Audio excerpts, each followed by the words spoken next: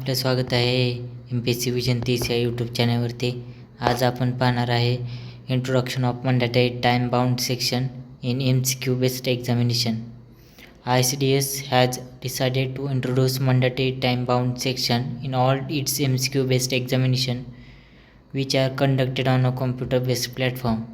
This measure has been implemented to enhance the security and sanctity of the exam in light of emerging threat during the examination process. ICDSने संगणक आधारित platform आयोजित केलेल्या सर्व MCQ आधारित परीक्षांमध्ये अनिवार्य वेळबद्ध विभाग लागू करण्याचा निर्णय घेतला आहे. परीक्षा प्रक्रियेदरम्यान उद्भवणाऱ्या धोक्यांच्या प्रकाशात परीक्षेची सुरक्षा आणि पावित्र्य वाढवण्यासाठी हा उपाय लागू करण्यात आला आहे. या परीक्षांमध्ये प्रश्नपत्रिका अनेक कालबद्ध गटांमध्ये विभागल्या जातील. उदाहरणार्थ, ICDS परीक्षेत प्रश्नपत्रिकेत 4 कालबद्ध विभाग A आणि B असल्यास प्रत्येक विभागात 50 प्रश्न असतील आणि 45 मिनिटे वेळ दिला जाईल. मागील विभागासाठी दिलेला वेळ पूर्ण करेपर्यंत उमेदवारांना पुढील विभागात जाण्यास प्रतिबंध केला जाईल. या व्यतिरिक्त उमेदवारांना दिलेला वेळ पूर्ण झाल्यानंतर प्रश्नांचे पुनरावलोकन करण्याची किंवा त्यांच्या प्रतिसादात बदल करण्याची परवानगी दिली जाणार नाही.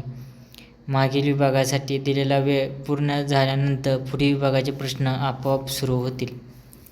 उमेदवारांना कोणताही प्रयत्न केला असो वा नसो पुनरावलोकनासाठी चिन्हांकित करण्याचा पर्याय दिला जातो. याचा अर्थ असा की त्या विभागासाठी दिलेली वेळ संपण्याआधी उमेदवार या चिन्हांकित प्रश्नांमधून पुन्हा एका विभागात जाऊ शकतात.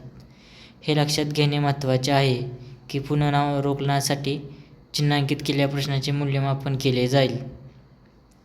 इंग्रजी भाषा आणि व्याकरण group A 5 group B 5 question. Marathi भाषा आणि व्याकरण group A 5 question, group B 5 question. सामान्य ज्ञान ग्रुप एसाठी 10 क्वेश्चन, ग्रुप एसाठी 10 क्वेश्चन.